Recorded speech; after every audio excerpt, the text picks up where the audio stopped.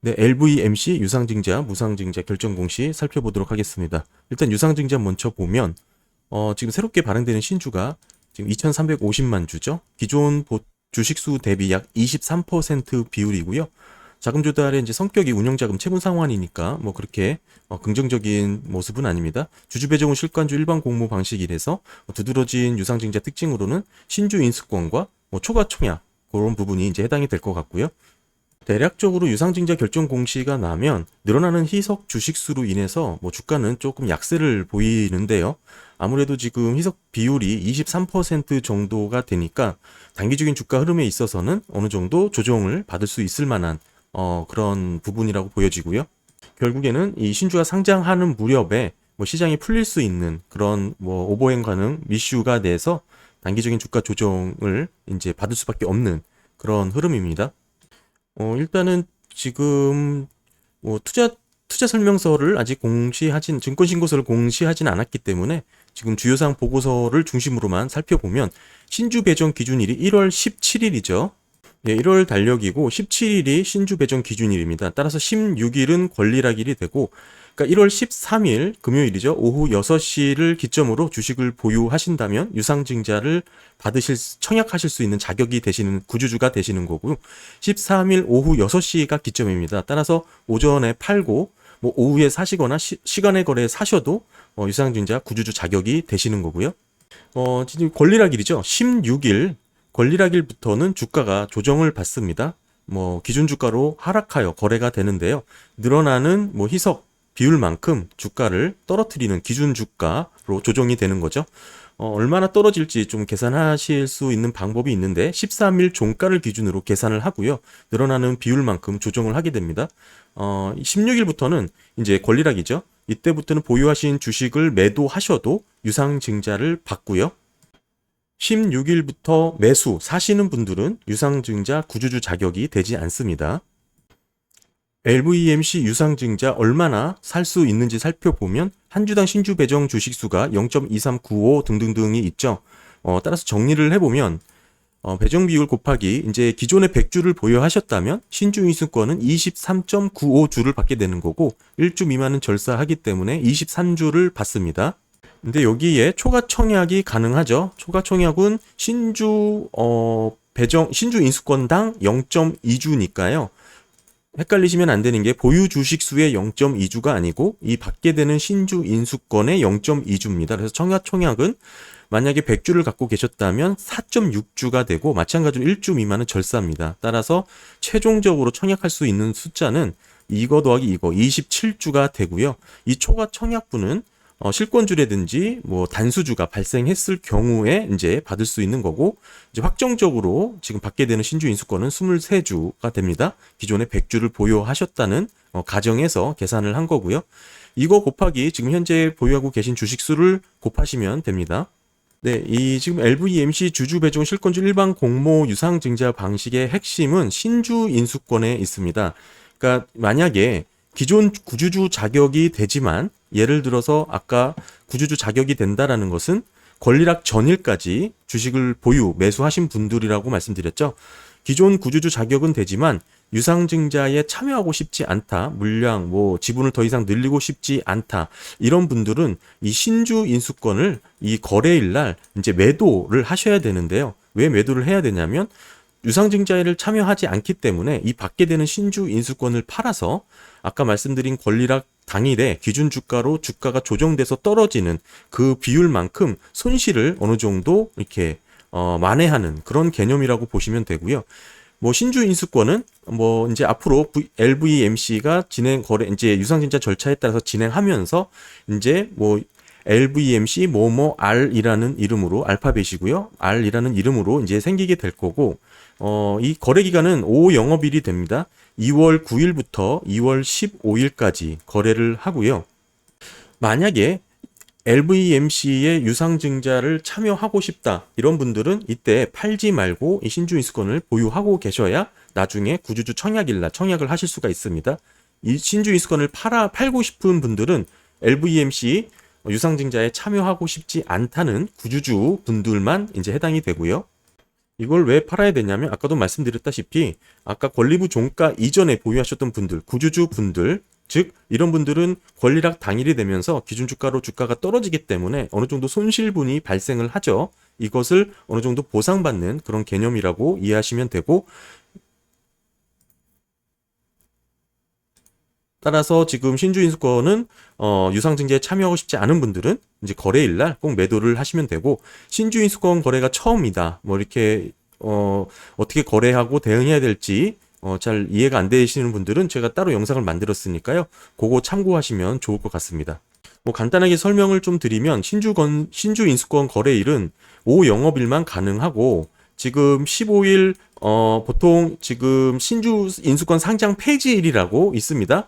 그러니까 그때는 거래가 안 되니까 반드시 15일 전까지 하셔야 됩니다. 또한 지금 상한가, 하한가 거래 제한 폭이 없고요. 또한 지금 기존에 거래하시던 뭐 증권사 창에 신주인수권이라고 검색을 해보시면 쉽게 거래하실 수 있는 창 찾으실 수가 있습니다. 네, 보통 신주인수권의 가격은 유상증자 이제 확정 가액의 30에서 60% 수준으로 결정이 되는데요. 일반적인 산식은 위에랑 같습니다. 근데 이제 중요한 것은 우리 유상증자의 확정 가액이 보시게 되면 신주인수권 상장 거래일보다 뒤에 결정이 되거든요.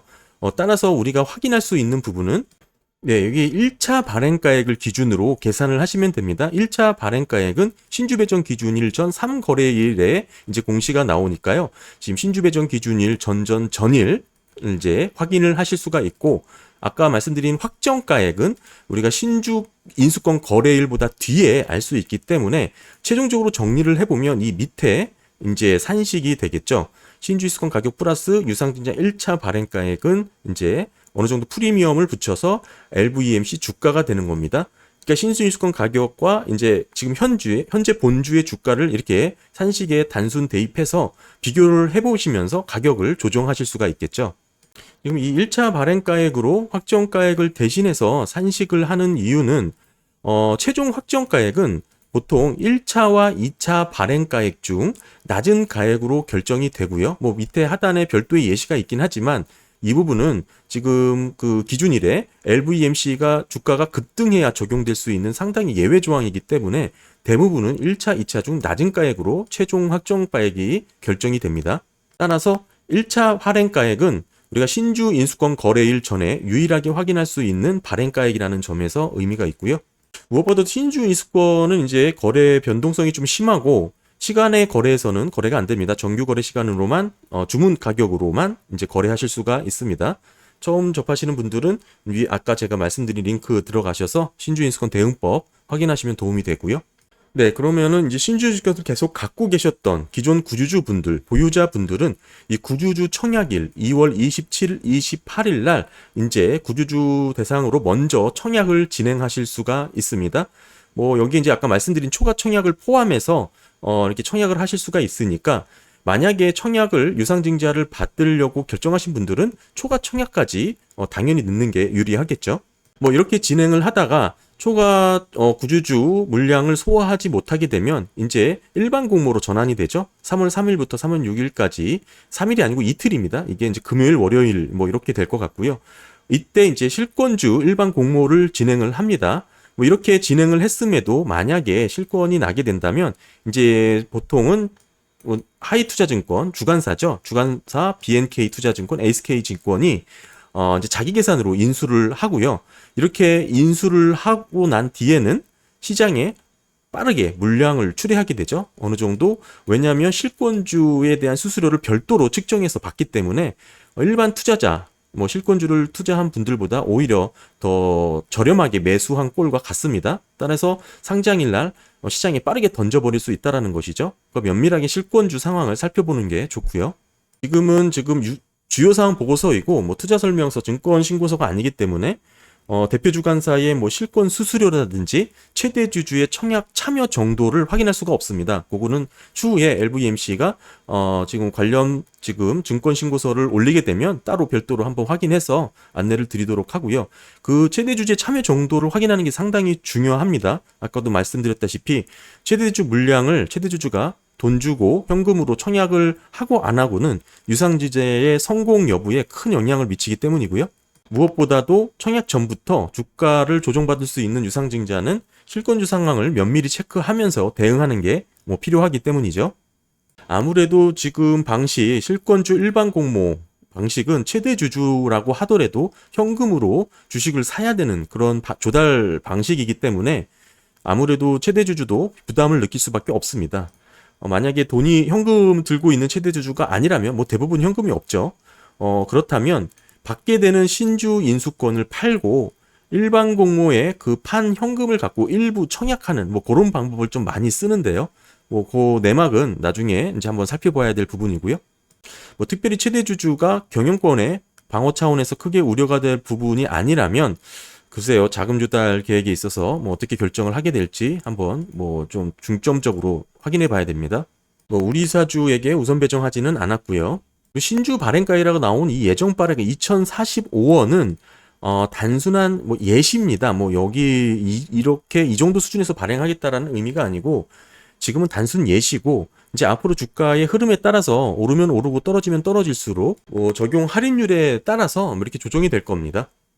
기업은 일단 유무상증자죠. 유상증자는 이렇게 진행이 되고 다음은 이제 무상증자입니다. 무상증자, 유무상을 같이 하는 이런 기업 같은 경우는 보통 지금 증자 전 발행 주식수가 지금 1억 2,295만 주죠. 보시게 되면 이게 합산된 주식수라고 보시면 됩니다. 따라서 유상증자에 참여하신 분들은 무상증자도 이렇게 받을 수 있는 자격이 되고요.